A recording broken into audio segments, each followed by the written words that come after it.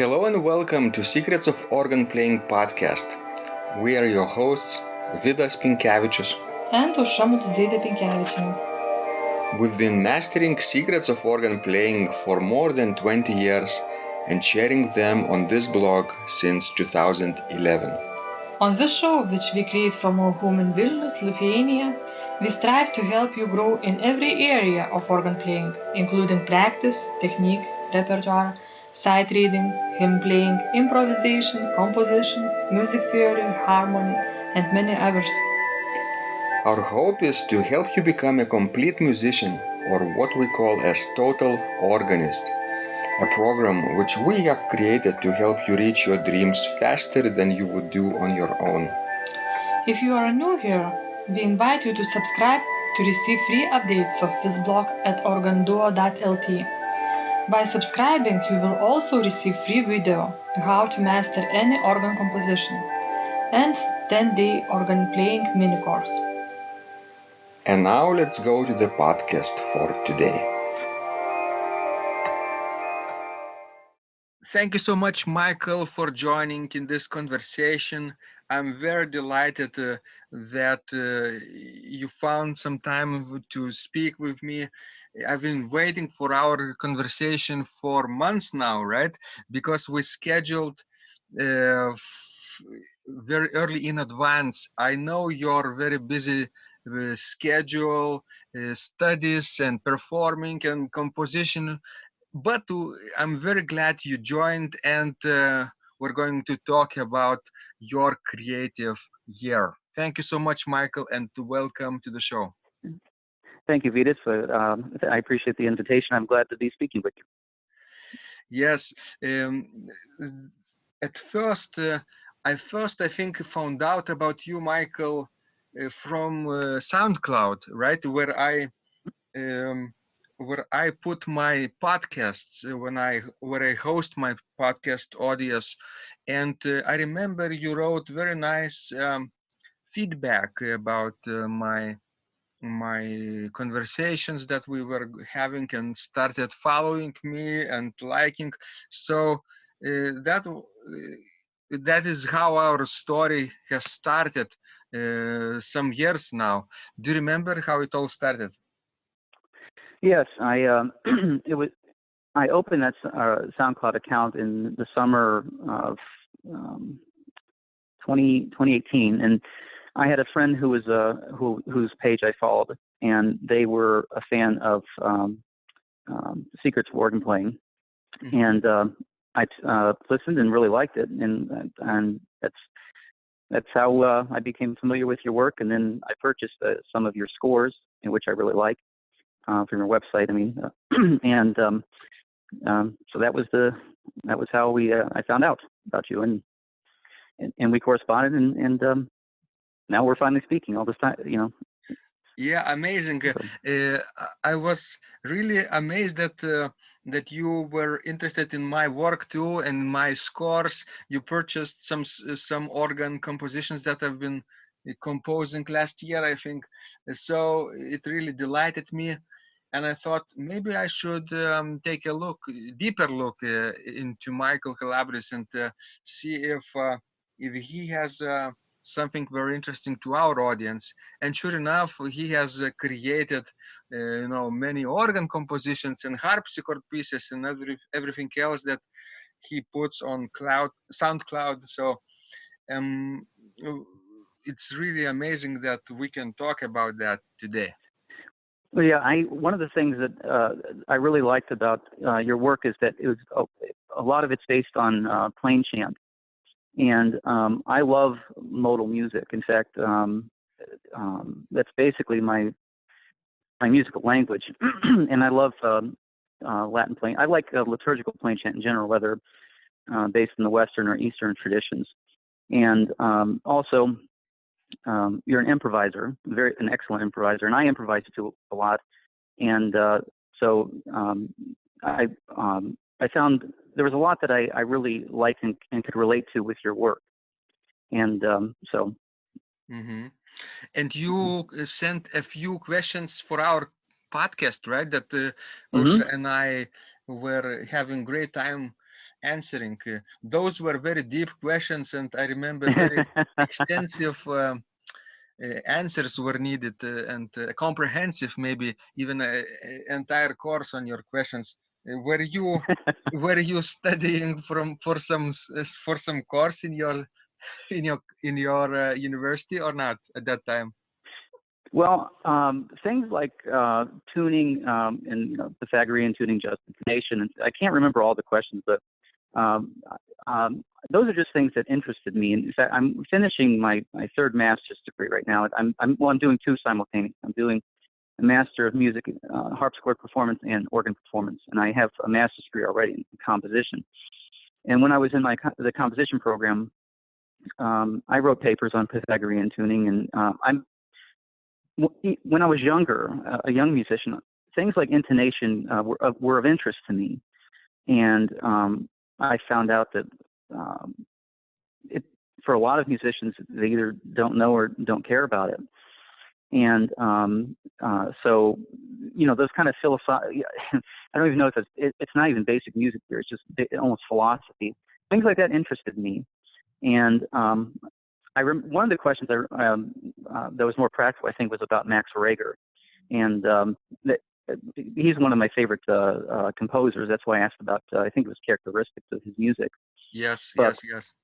But I do remember the questions would have to. You said something like you need like a seminar, and they were kind of deep. I just thought, well, maybe the listeners, if they're not familiar, this might be something that would be of interest. It's not, obviously it's not practical, but I really just enjoyed listening. I mean, your podcast helped me, and I was, I'm a graduate student, and because one of the things that I really liked is that the performance problems, they're common to, they're basically common to everybody. So a lot of the problems that are discussed on your podcast. So I like that, but I also thought, well, maybe they could discuss something that's a bit more theoretical. And I do remember, I think that recently you've done podcasts on different types of well temperament and things like that. So, yeah, those topics are sometimes very interesting for some small segment of our audience, right? And generally speaking, people are very interested in performance related or practice related issues that we're discussing, or registration, right? But when you go deep, so sometimes people are thinking maybe I'm just a liturgical organist or just practicing organ for my own enjoyment, and maybe this information is over my head, right? But sometimes this type of deep questions concern people who are really deeply interested in that topic, like yourself, right? So they listen to the podcast from the beginning until the end. They comment, they give feedback, and ask further questions. That's where interesting discussions start. Yes, and it's I can understand that these are more advanced things, but it's great that that people are playing, and they're even for fun. That's just playing the organ at all. It's a great thing, and there might be some people who like the theoretical. I mean, I don't know if this is a valid distinction, but one of the things that I realized is that there seem to be two types of at least liturgical organists. I won't say organists in general. There's the performing performer and the composing performer. And Yes. I found that like local churches, performing performers, sometimes they can do improvisations, but in general, in my experience, I found that they don't. They're excellent interpreters of other people's music, excellent performers, excellent, as we'd say, people persons. The composer performer it seems like a more rare type, at least in my experience, and they tend to be more quiet and thoughtful, very good at improvisation, and they tend to delve deeper into things that would not be really, for the most part, of probably of really practical importance to the local parish level. I mean, I consider myself a liturgical organist, and I do performances. Last week I played with the Cleveland Winds, and then I had my graduate organ recital last week too. But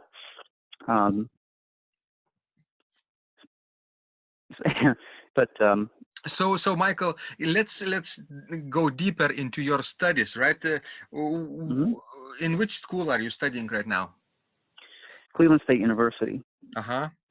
And you said you're doing 2 masters, right? Yes. And a Master of Music in Harpsichord Performance and one in organ performance. And I graduate this coming May, 2020. Who is your professor, or both professors? I'm studying organ with Todd Wilson, who's a very famous concertizing organist, and I'm studying harpsichord with Joela Jones, who's the principal keyboardist for the Cleveland Orchestra. So, outstanding professors. I consider myself really lucky to have that opportunity to study with them. Are they also creators, composers themselves? Well, Professor Wilson is an outstanding improviser. In fact, last year or the year before, sometime around Halloween, the Cleveland Orchestra sometimes has these, like, they'll show like silent films or films from the silent era, and he'll provide organ accompaniment, like was done in the 1920s.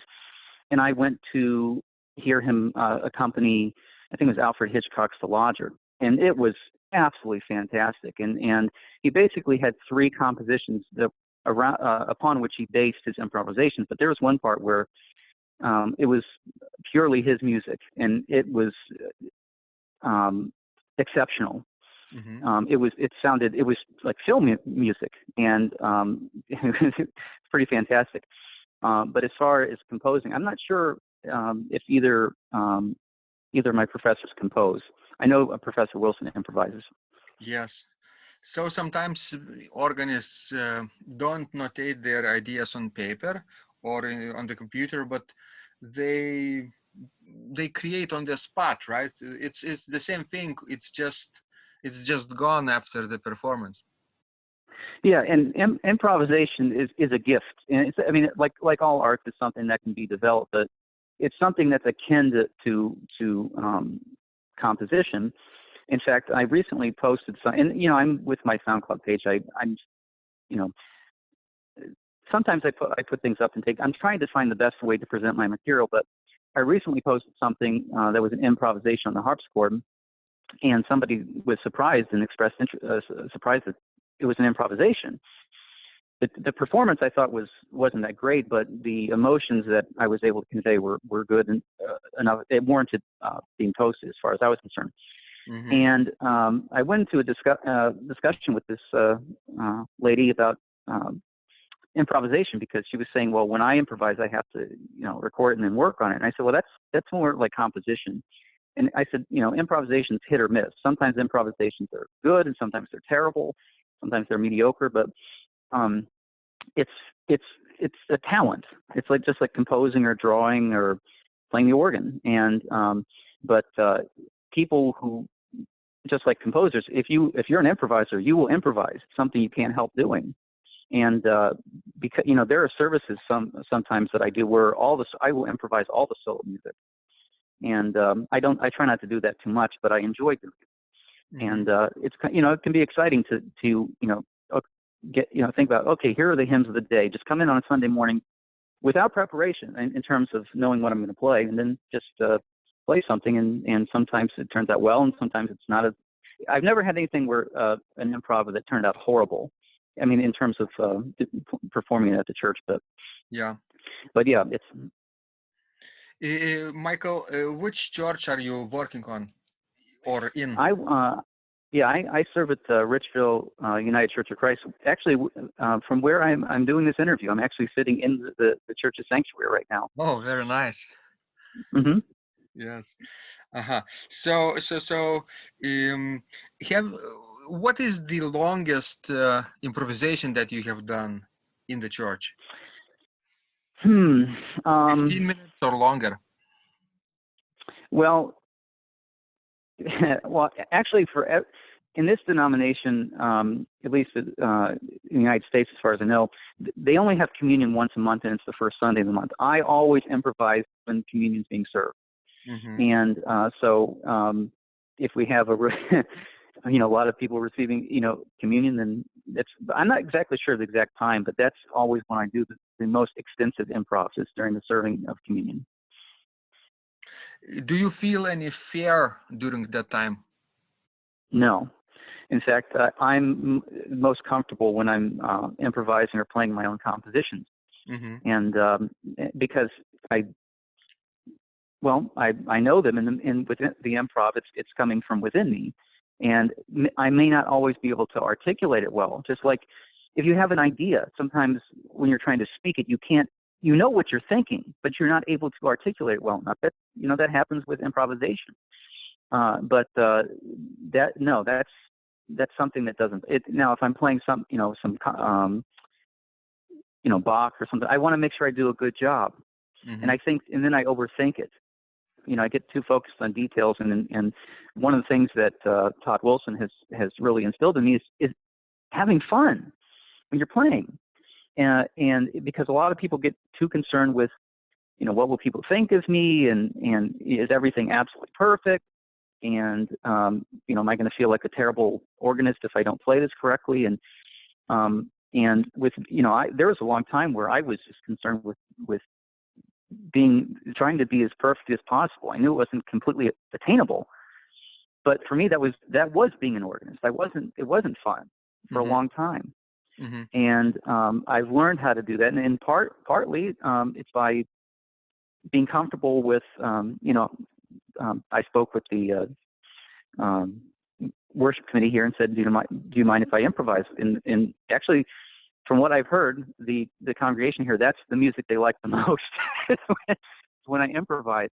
And because usually, sometimes I'll play, like, I know this coming Sunday is the first Sunday of Advent, so the prelude will be Bach's Savior of his prelude on a chorale and Savior of the Nations Come, which I always do for the first Sunday of Advent. But I think the congregation likes it, and so. So no fear, right? What about concert settings? Doesn't bother you that people are really listening or even paying tickets to hear you play? Well, the strange thing about that is that I actually feel less nervous when I play concerts than I do when I play in church.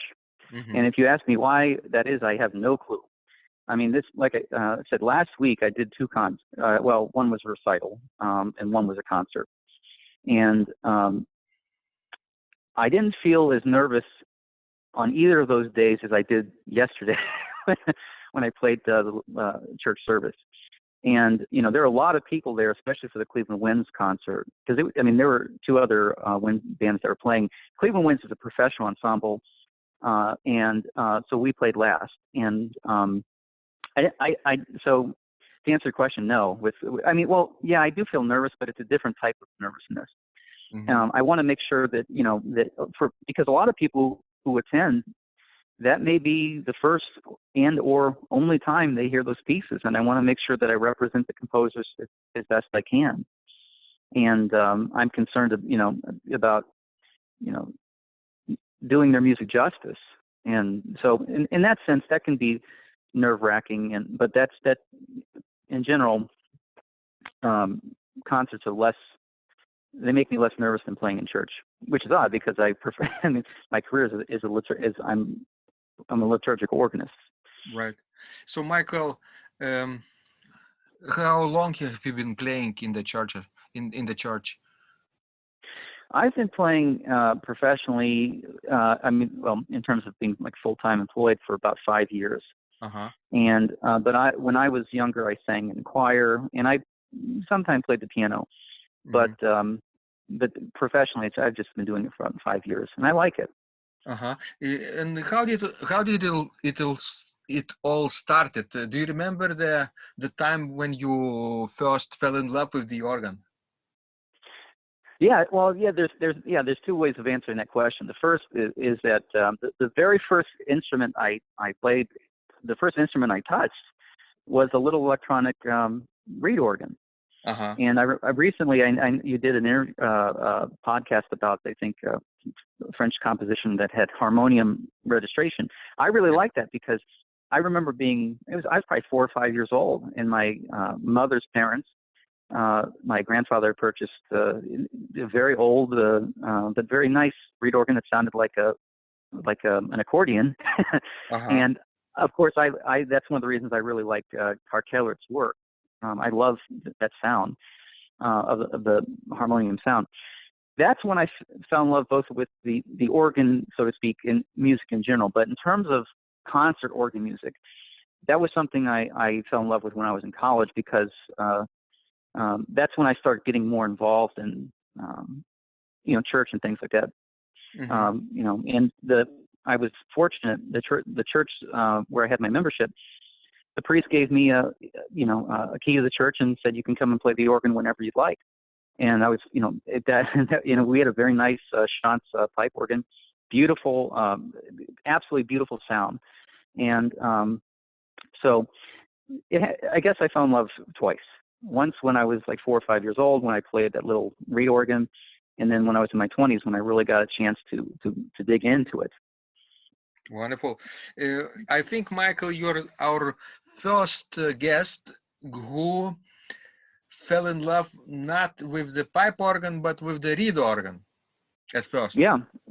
I think. Well, as I was discussing this, composers tend to like odd things. I was thinking about this morning, and I was discussing this with one of my composition professors this past week. On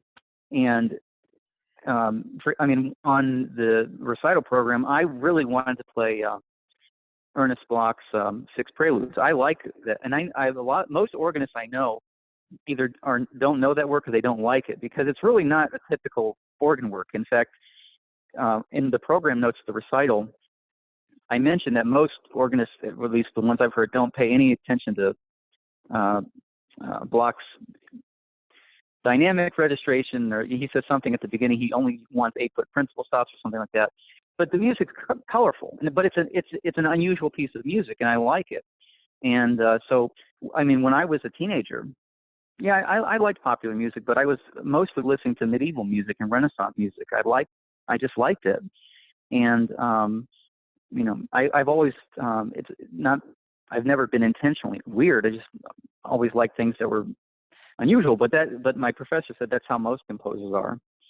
But so yes, I'm glad I had that distinction. It's yeah, I love the reed organ, and it's I was thinking the other day that it's too bad that, like, with the Hammond organs, tried to basically, I think the purpose that's what made the reed organ kind of, it was not obsolete, but the Hammond basically replaced it in terms of having an organ in the home. And so you're right. There was a revolution in terms of musical instrument that people could play at home. Now, of course, most of the people can play virtual pipe or virtual organs, right? The Hauptwerk or similar instruments at home. But earlier it was Hammond, various versions, variations, models. But before that, it was reed organ, obviously. Yeah, and I play. There are several other civic organizations for whom I work, and I play Hammond for all of them. And it's okay. But Hammond really, at least in the United States, is a jazz instrument. It's mostly associated with jazz, and it's but with Hauptwerk and programs like that, they're pretty good. Now I live in a very small apartment, so I don't have room for that, for anything like that. And but I think if given the opportunity, I'd rather get an old harmonium, probably tune it to some well temperament or mean tone. And you would be the first to play harmonium on the mean tone, probably. The only one. Are you familiar with the composer, the American composer Harry Partch? Not yet. Now I am. Well, he's I wouldn't even say avant-garde. He was kind of outside the concert music tradition, but he had a musical instrument that he built. I mean, he basically built. He was music history unto himself. He developed his own notation system. He was a microtonal composer, designed his own instruments, had his own philosophy of music, which was very.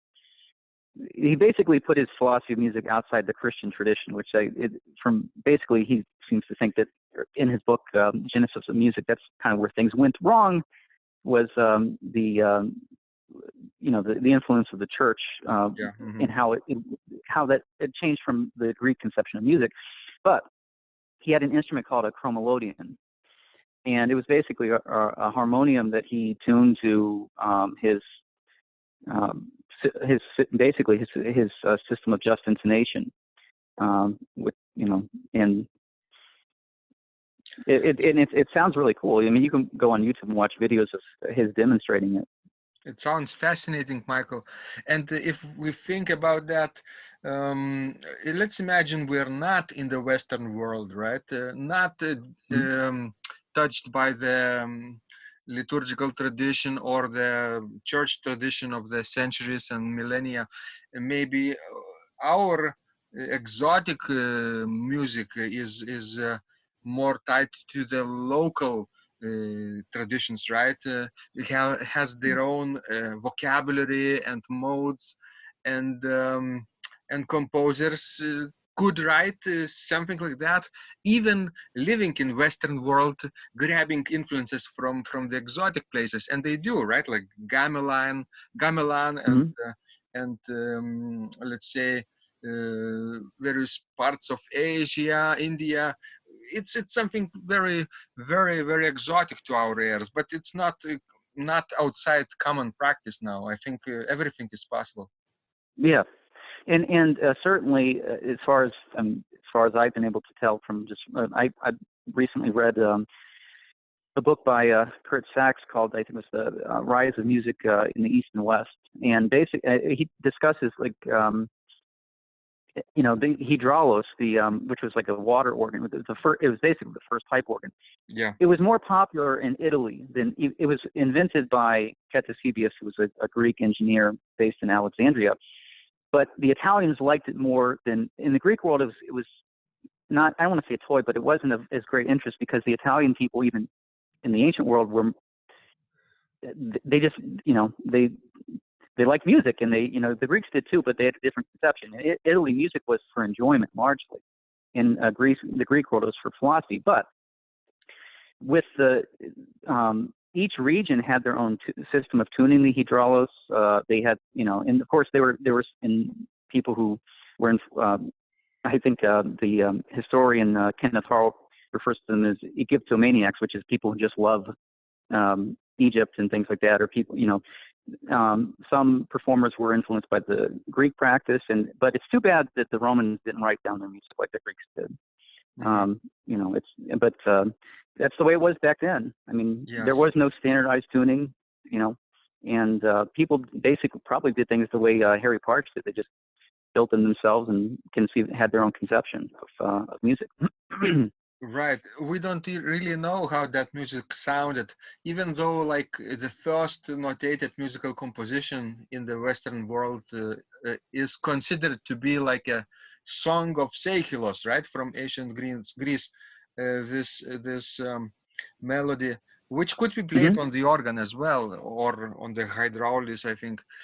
But we don't really know how it's supposed to be performed or sung or. Well, yeah, we have fragments, and I think there's actually even an older fragment from Turkey. But yes, we have fragments of music from some of the plays of Euripides, I believe. But it would be so nice to scholars have reconstructed in different ways, but it'd be really nice to know what that sounded like. And I mean, in ancient Greece, the likelihood is that probably, Kenneth, again, speaking of the historian Kenneth Harl, he says it was probably more like kabuki theater, as in like the Japanese tradition. It wasn't drama like we think of it today. but there was music, and it wasn't like Shakespearean drama, which is largely spoken. This was ritualistic, and the playwright was a composer. He taught the chorus, just taught them orally, basically. Mm-hmm. Mm-hmm. That's right. Does this interest you as a composer? Those ancient ideas too. Yeah, absolutely, and I use in some of my compositions. I mean, I've one on SoundCloud now, or maybe more than one, but I know certainly one that's based on an ancient Greek scale, the scale of Olympos, which is we would call it in the West like a type of Phrygian scale. Mm-hmm. In fact, I use that scale in a lot of my compositions. The Phrygian mode is my favorite mode, for Faust, which is an orchestral piece I composed. I mean, it opens in the Phrygian mode, and when it comes to Greek rhythms and things like that, that didn't interest me as much as just the intonation, the sound of the scales, and so yeah, I do implement at least intonational theories, and that recording actually is in. I think it's in it's Werkmeister, even though the Werkmeister, of course, didn't exist in the ancient Greek world. But if I can avoid it, I tend to avoid equal temperament. Mm-hmm. Now, right. on the harpsichord, what's that? You're right. The Greeks didn't use equal temperament. No, and Chinese I did. just and for me, the closer to pure tuning, to just now, obviously just intonations with instruments of fixed pitch is impractical for the most part, but as close as we can get to it, which would be going to like mean tone or even Pythagorean if it's possible. I like that. I like the sound of the more pure forms of tuning, and with I just never really cared for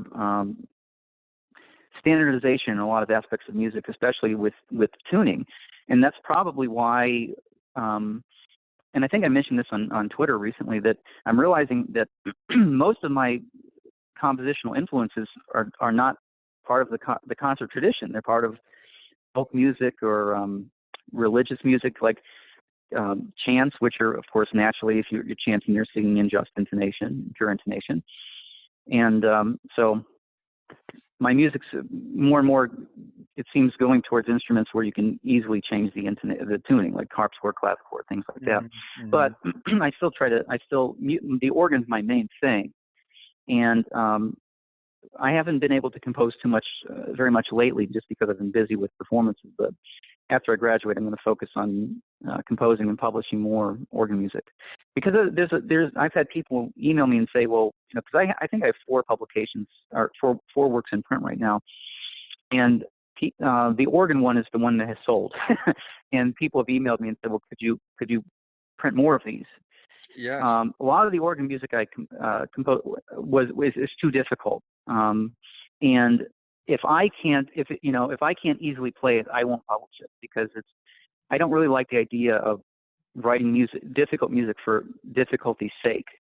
I think it's silly, and I know one of my professors said, if you can't perform it, you shouldn't have it performed, because it's like insulting.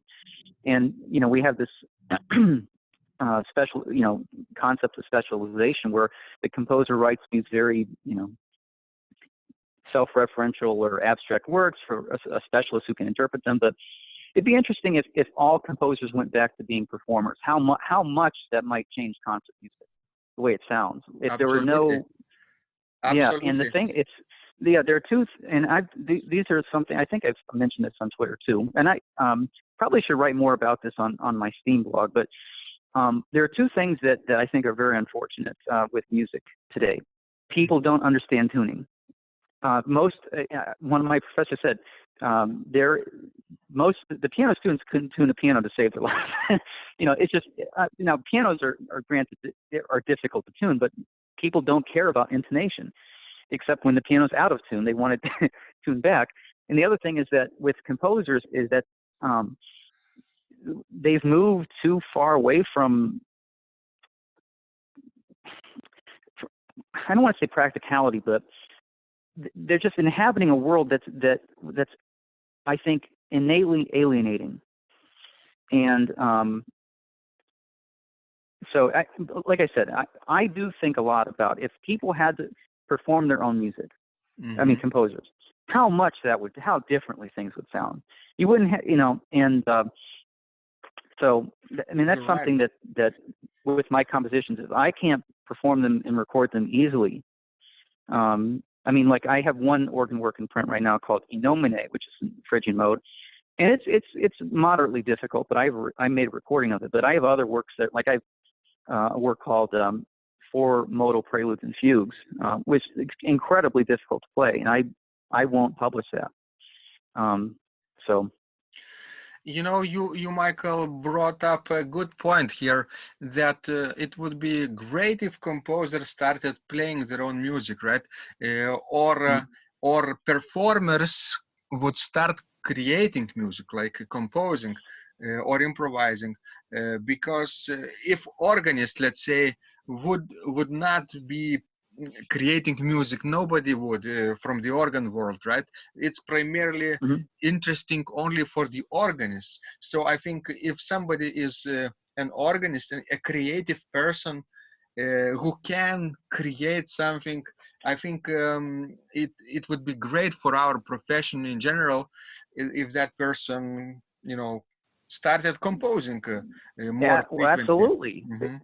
Absolutely, and playing their own music too, like you say, because it gives practicality and creates a platform for the composer. You can easily put those things online on multiple platforms and watch it spread today.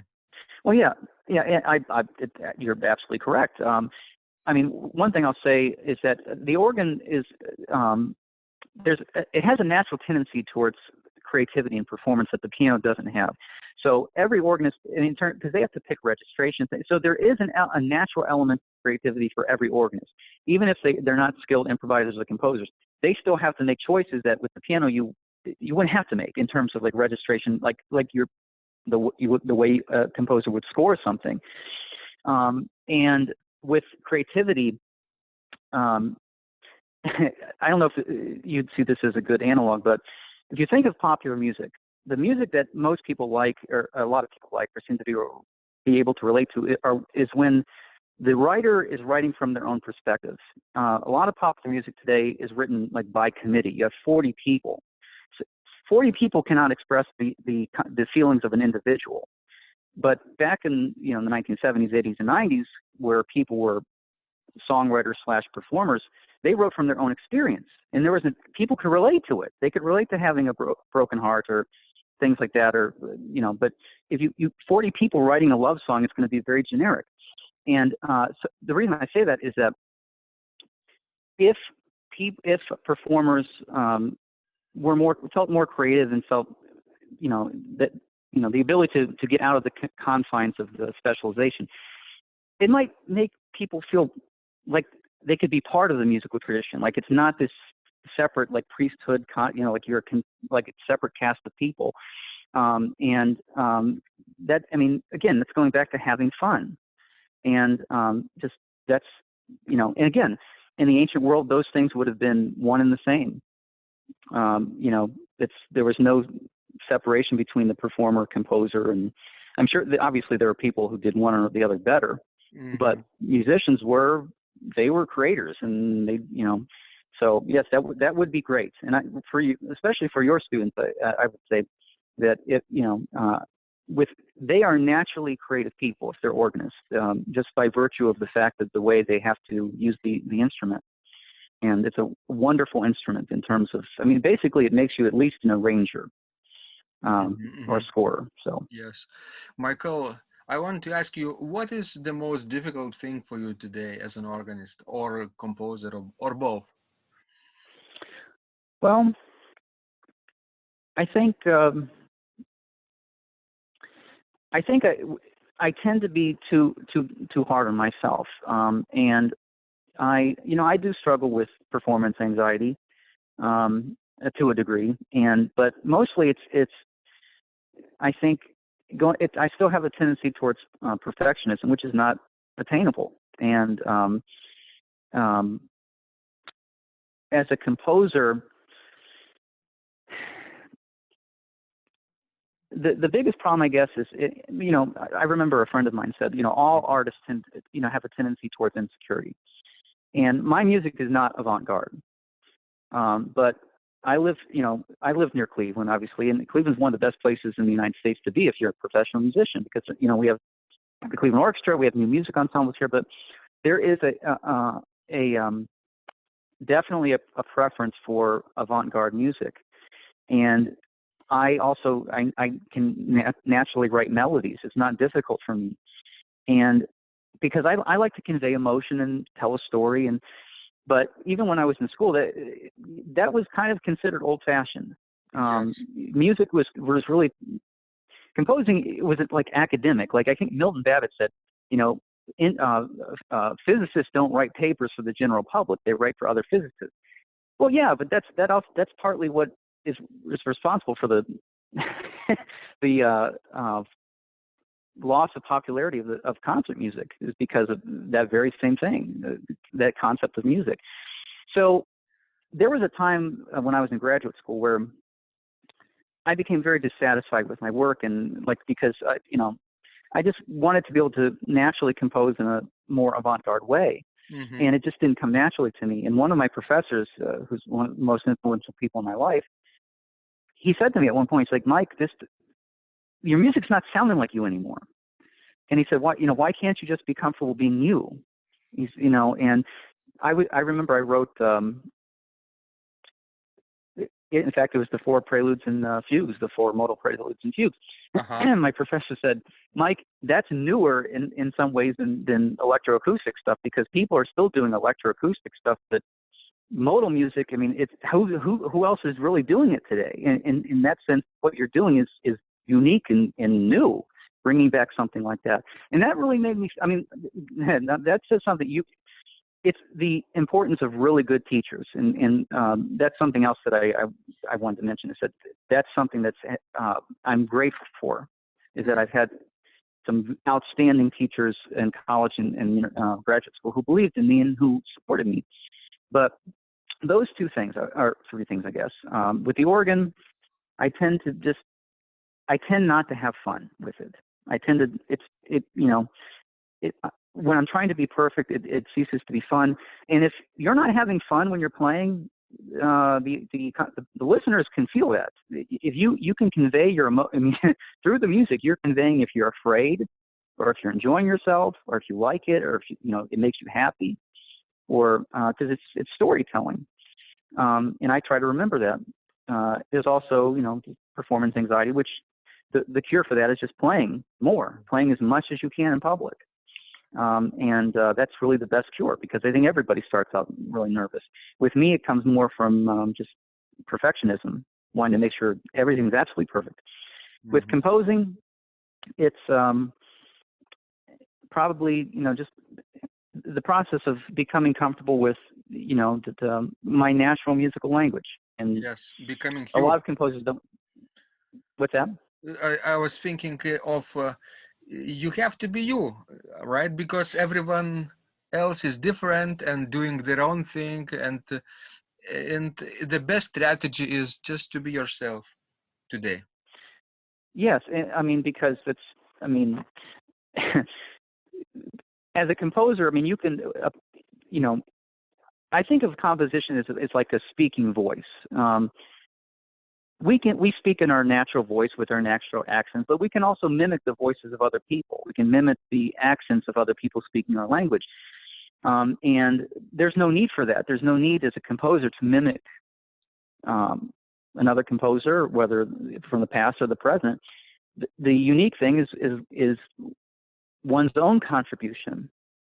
And I've become comfortable with the fact that, my musical influences are outside of the concert tradition. They're mostly, folk music or religious music. And it doesn't bother me now. Mm-hmm. But, you have to be yourself. Even when it comes to choosing repertoire, when you're in school, you have to play the standards. You have to learn the standard organ repertoire. But not everybody can do everything. In that sense, specialization is almost necessary if you want to be really good at something. Because if you focus on one or two areas and become really good, if somebody wants an organist who does that really well, they'll come to you because that's your specialization. But if you try to do everything well, it'll be impossible. So in that sense, I think it's good to after you have a good basic mastery to find something that you really like in the organ repertoire and focus on it. And I can relate, Michael, to this because if you are a creator, like a composer today, you are inevitably influenced by the academic area as well, academic landscape. And as you say, they want new things, unique things, things that nobody else is doing, right? But as a person, I think you have to relax a little bit and don't pay attention to those people because ultimately your listeners will decide if your music is interesting or not, right?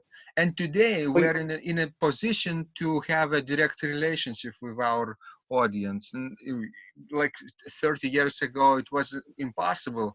We had to have an agent or something, a distributor or maybe gatekeeper, right?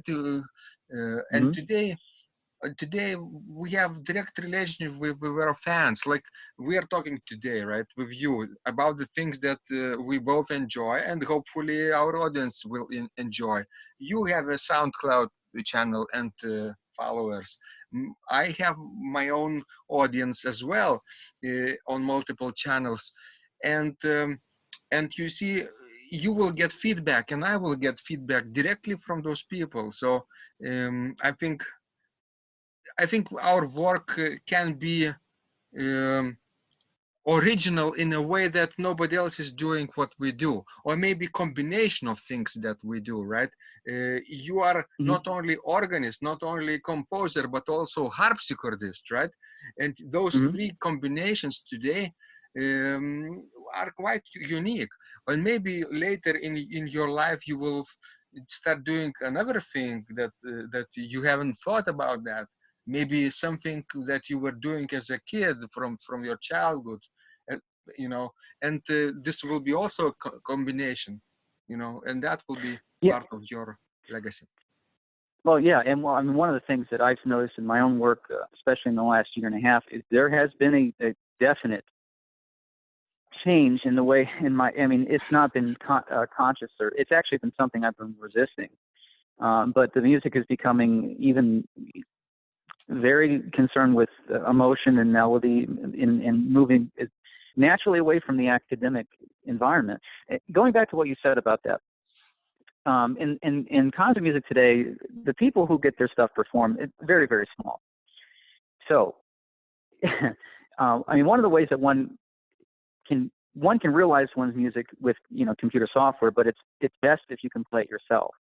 And if you want your music, for a lot of us, if we want our music performed, we have to do it ourselves, and that's how we get noticed. And maybe somebody likes it and says, "Oh, I heard your recording of Inomine," or why don't, could you write something for me? And one of my friends said that when I opened my SoundCloud account, she said, make sure you have use only live recordings, because if everything's MIDI, what that tells the world is that nobody wants to play your music and that you're incapable of playing it yourself.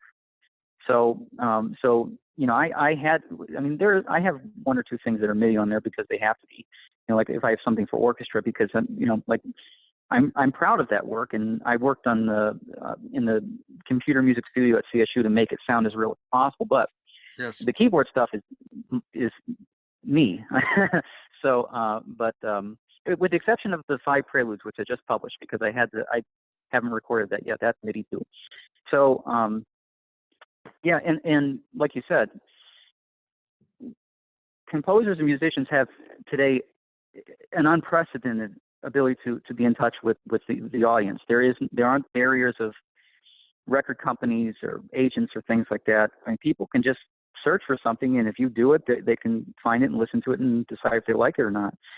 So it's important to be oneself, because if you're trying to be somebody else, you will be a second rate somebody else. So and you know, I'm most glad, likely. Michael. I'm glad that you have joined Steam recently, and I hope you will have some time to get more active there, start posting things, and maybe embed your SoundCloud recordings there. It works charmingly like that, like YouTube recordings as well. If you like audio, SoundCloud works well on Steam, and that's another channel for your creativity and also monetization in a way. Mm-hmm. Yeah, I enjoy the Steam platform. And I haven't when I post something on Steam, and you know, aside from reposting it, it's like with Twitter, you only have something like 150 characters, so it's very brief. When I post something on Steam, I want to think about it. I think James Flores, I mean, all of his writings are very well thought out and, beautifully written. And, I want to build it, because it's a blog and present the things, my material that way, but I haven't had the time to recently. When I get on Steam now, or in the last couple of months, it's usually I'm liking something or listening to something just because I don't have a lot of time. So if I wanted to communicate something recently, I've done it on Twitter, but I do intend on opening a YouTube account, which I don't have presently, and because also I would like to, get involved with the contest, the Secrets of Organ Playing contest, because it's fun, Yes, it is and fun. I like I'm in touch with some of the people that are involved, but I'd like to get more involved. And I was thinking about this morning. It's after I finish, I'm going to apply for some doctoral programs, but whether or not I go, after 3 master's degrees, I think there's a part of me that feels like I've done enough. But I'm going to apply for doctoral programs. But it'll be nice to have, at least over the summer, more time to do things like YouTube and get more involved in Steam and things like that. You're right. I think from your perspective, studying further in the doctoral program wouldn't hurt if you have, a topic of your dissertation lined up or interest area. It would be a great possibility for you. But even if you decide not to go to the next level, right, to the doctoral level, you have to know that you're ready for the world to embrace your music, your work, and start actively, putting yourself out there. Yeah, and I've done that a bit, but there's also, in terms just outside of music, there, as I'm getting older, there are different things in life that I want, and to do other, to get other things or to do other things, I have to sacrifice some things and take on other projects that I might not otherwise do. And it would be nice to be involved, to get, get involved in university teaching. I think I'd like that. Music theory or music history, especially, it's. I really like music theory, as probably is obvious by now. Yes. But that's something that I may do, and we'll see what happens. I don't know. At this point, I'll worry about that in the spring. Apply into several schools, not only one, right? And then you can choose the best one, which you like. Yeah, I'd like to stay in, around this area. I really like living in northeastern Ohio, and because there's a lot of opportunities here, and but we'll see what happens. Look, a lot of the deadlines for these doctoral applications are like in January, so I'm preparing them. Now they're almost. I'm going to submit them next month, and we'll see what happens. Most people that I know that what's that? You're right. It's the deadline approaching very soon in a few months, in a couple of months. So if you're preparing, you're doing good job. Yeah, and well, what I was saying about whether or not it works out is most people that I know that applied for DMAs or PhDs in music, most of them weren't accepted. It's just they're difficult to get into. Even I've known outstanding composers who just, would apply to 3 or 4 schools and just couldn't get accepted for one reason or another. So it's difficult. But if it doesn't happen, that's fine. I'll do something else. That's what I've done my entire life. If something didn't work, I did something else to. Sometimes having a personal relationship with that professor helps. Like if you meet somebody in a conference or or like symposium, you get to know them.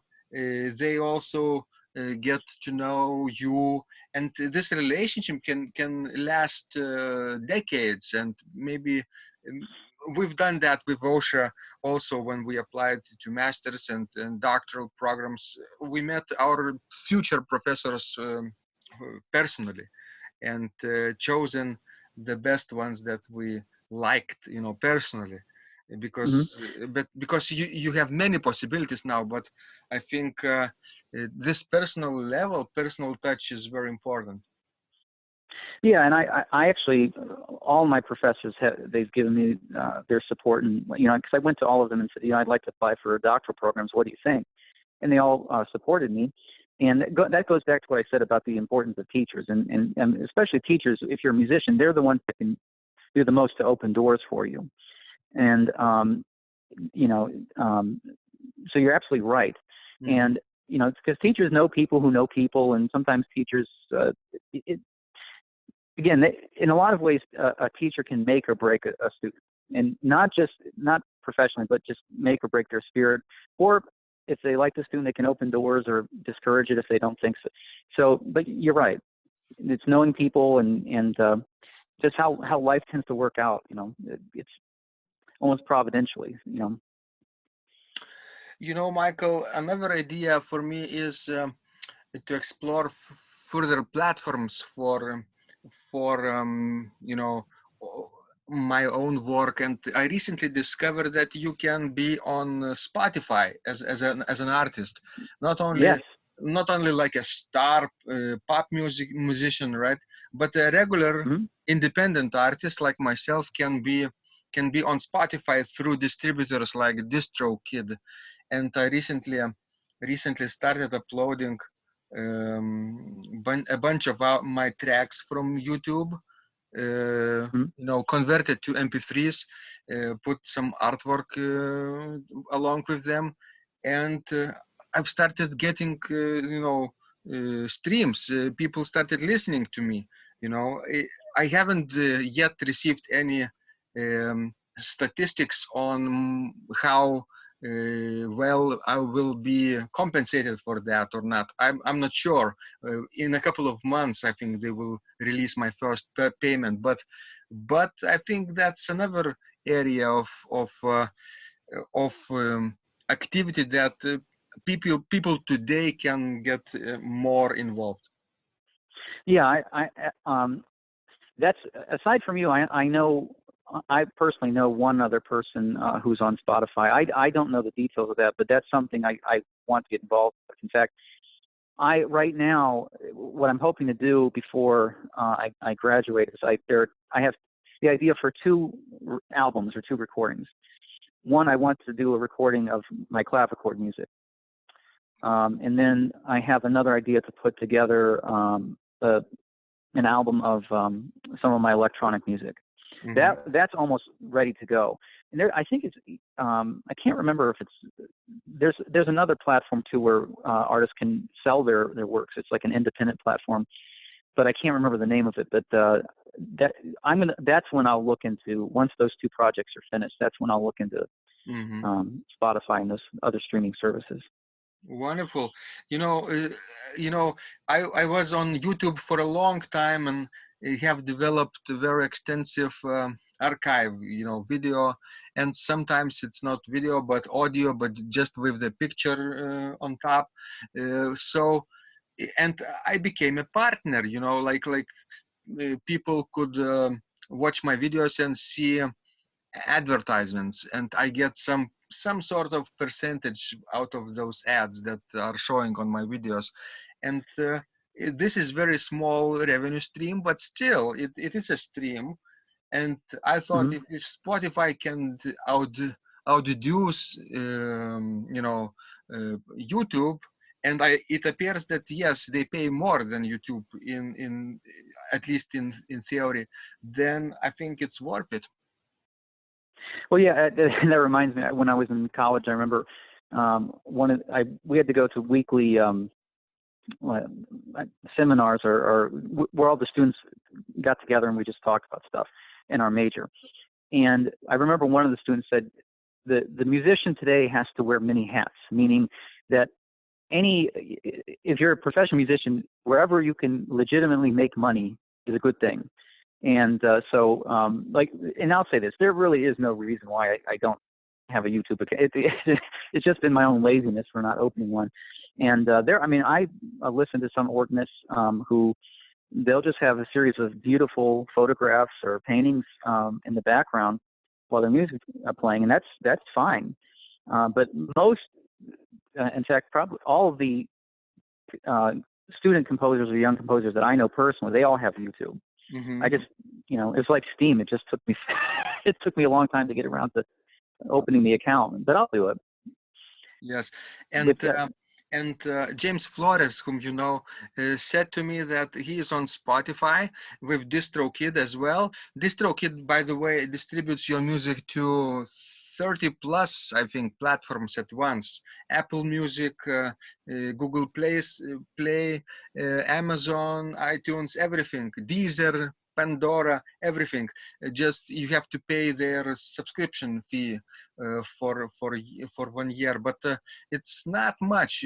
I think the prospect of making music on streaming is very great today. And for example, James Flores said that he made $166 total. That's great. On Spotify, and he only had like something like 80 tracks there. That's not really much, but if you have extensive library from SoundCloud, I think you are well positioned to monetize this channel, because remember, on SoundCloud you have to pay subscription too, right? Yep. Like something like $100 per year, right? Yeah. Well, it's with the pro. For account. me, I'm impressed when anybody makes money at all with because with my SoundCloud account I get listens, but I don't get a lot just because it's the nature of what I do. It's not popular music. But SoundCloud is like, from what I've observed, it seems like what FM radio was in the United States in the 1990s. SoundCloud is to today. It's like the radio of today. But SoundCloud's very, as one of my friends said, it's very crowded. And with these other, the last platform you mentioned, I'm not familiar with that one. But I'm always, even with $160, that's still impressive. Yes. And for me, again, it goes back to, any legitimate way you can make money as a musician, you do it, because we wear many hats, and that's how we make a living. Yes. The more hats you wear, the better your position to be independent today. Because if one platform dries up, and it might, you have maybe 7 more to go. Yeah. Right. Yeah. Ideally, it'd be nice to have one thing, just to be like a professor and just not have to, because it can get very tiring to if you're an organist, to travel a lot, because you're being hired around, like for me, like when I travel around Ohio, and it can get tiring to do a lot of different things. But that's, if I want a career in music, which I do, and I've been doing it, that's part of it. But it'd be nice, I think, at some point to have like something that's more stable. I don't know if it'll ever happen. Like I said, like being a university professor, and doing other things like this more for fun rather than for a living, because it can get stressful and busy and confusing at times, and difficult to keep up. Yes, although those stable positions at university are also disappearing. Sorry, I didn't hear what you said. I mean that the positions that are stable and good paying in your universities are also slowly disappearing, sadly. Yes, yes, and that's I I was telling somebody the other day, I wish I'd been born 100 years before I was, because then I'd be able to get a very secure university position, and that is, that's just the way things are, and that's another reason why it's more difficult to get into a doctoral program, because universities are, from what I've read, are becoming more concerned about placement. Yeah. And like I read an article that said something like that for every one piano performance faculty position, there might be 300 DMAs applying for it. And some professors actually are getting to the point where they're considering it unethical to encourage people to take on more studies or time out of their lives, or even debt, for Yeah. these higher degrees, when training for jobs that don't exist, or that will likely not exist. And that's another reason why I'm not sure. Because if I want to invest another 4 or 5 years, but you're right. I mean, it's unfortunate, but that's just the way things are. And I think it was Tolkien in The Lord of the Rings. One of the characters, I think it was Gandalf, says, "It is not up to us to choose the times in which we live." Mm-hmm. And also in the book of Ecclesiastes, it says, "Do not ask, why were the former times better than these? For it is not in wisdom that you inquire this." And I always wondered, what does that mean? Because it tells us not to think that earlier times were better, but it doesn't say why. Yeah, it's very concerning. But the last advice that I can give, it's not an advice, but maybe personal observation from my own experience, is that the best thing I ever done was to start working on my own independence, financial independence, right after I had received a like a job or a position somewhere, not waiting to be out of out of finances, out of this position, or even out of job, without a job, and then starting to look what's next for me. But right the minute when I started getting my own salary from teaching, let's say, I started creating my own platform. And that's the best advice I can give to anybody who is just starting their own professional career right now. Applying Yeah. to master's degrees and doctoral degrees, that's fine. But along with that, try to start your own independent gig, and later, maybe you don't need that kind of financial support right now. Maybe you will get a scholarship and things like that. Maybe you have a church position, right? That's great, but you never know what will happen in, let's say, 5 years or 10 years. And if you do start preparing for that right now, you will be ready. Yeah, you're absolutely correct. I mean, in a lot of us, we wait till the perfect time. I'll do it when it's there is no perfect time. Now is the time you do it, because you don't know what's going to happen, and you have to start building up things now. You're building your career now, because it's not like it's not like you're on a train and you stop at the destination. You're like, well, I'm here. I can do all these things. No, you need to be building them up along the way.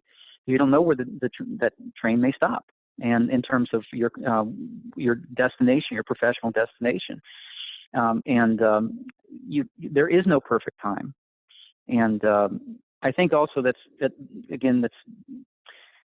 motivated by fear. What if things don't work out? Or I want this to be perfect when I do it. I want it to be perfect. No, nobody really expects it to be perfect. I mean, that's something I've learned just by from my professors, is that, like, even if you have a website, people don't expect everything to be perfect and all the words to be absolutely spelled correctly and proper grammar. You work on it.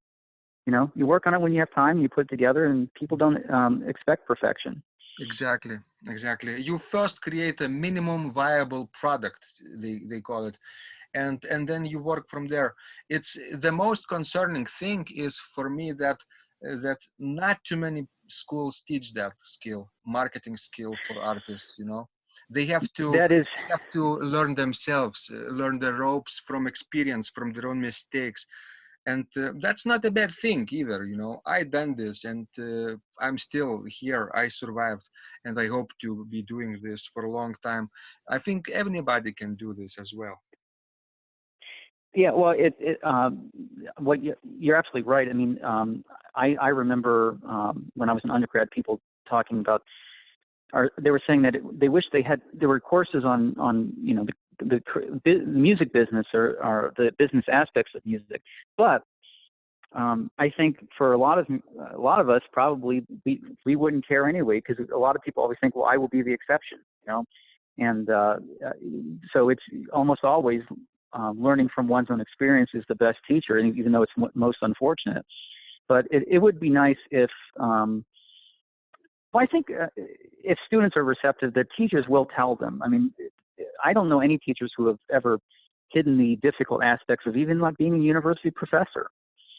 No, you know, when I was in college and graduate, no one ever said, "Oh, it's a wonderful, absolutely perfect. There are no problems in life if you're a musician." No, it's, you know, they tell you, you know, the way their own experience, and it's, you know, you can either choose to listen or think that you'll be the exception and find out that you won't.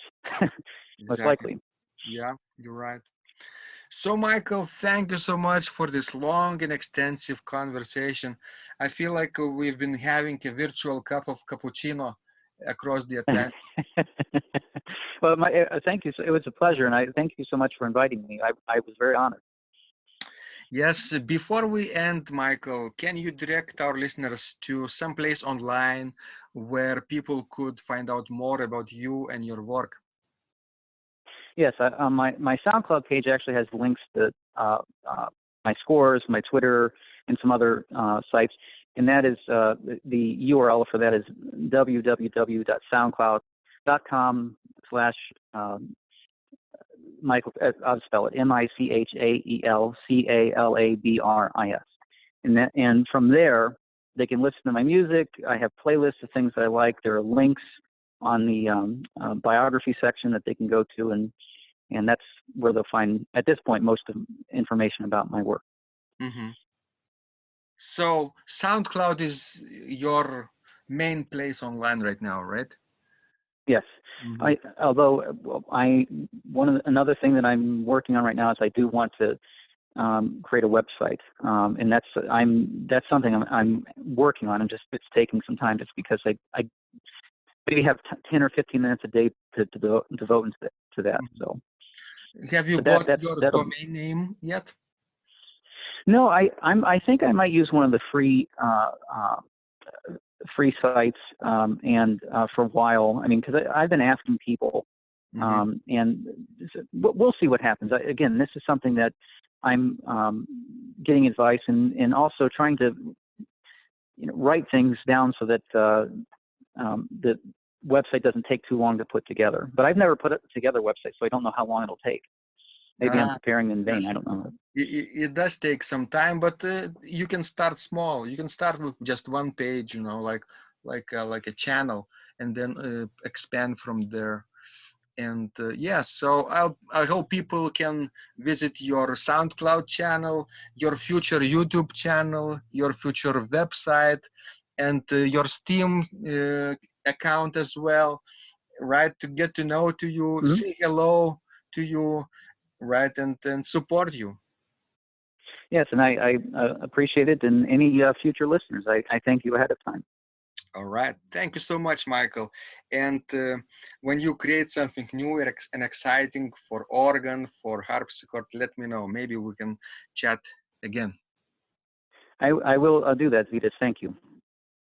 This blog is supported by Total Organist, the most comprehensive organ training program online, where you will find courses for every area of organ playing, including technique, practice, sight reading, repertoire playing, hymn playing, improvisation, composition, music theory, and harmony, with hundreds of scores and thousands of exercises. Here is what some of the students are saying. Hugh writes, "The sight reading course has helped me tremendously. Thank you very much for your SS courses and all your help." Robert writes, I found the fingerings, registration ideas and general comments to be excellent. John writes, I have found your download very helpful. It was really excellent. I have watched some of your teaching videos, and when I read your instructions, I tried to imagine you were teaching me. You may feel disappointed that I am 2-3 days behind, but I am a slow learner, and I have committed to taking the time to get it right, as you say. But the other night my wife commented that she had never heard me play such a detailed melody in the left hand so well. My left hand is generally poor. Robert writes, it has been a great pleasure in my life of having discovered your courses and material as well as the YouTube work of recordings. You have a calm and pleasant way of teaching. Ron writes, Hi Vidas and Osha, thank you guys. What a wonderful response to my email note to you. You've got me right, and I feel you understand my level of playing. Yes, at home, and lucky that I have an organ for that reason. I am paying attention to this, and I am going to try this haha no longer secret model. Yes, and I love Cesar Frank too. What is very nice about your blog podcast is that Osha and Vidas are like a Socratic dialogue, and by bouncing things off of each other, so much more information comes out and is expressed. Your comments contain a wealth of information and understanding. I really appreciate this. It is very inspiring and will keep us moving forward. Would you like to receive the same or even better results that our students are getting? If so, join them at organduo.lt/total-organist. And of course, you will get the first month free too. You can cancel anytime.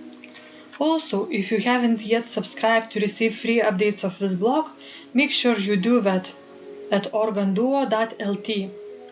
By subscribing, you will also receive free video, how to master any organ composition and 10-day organ playing mini course. This was Vidas and Osha from Secrets of Organ Playing. And remember, when you practice, miracles happen.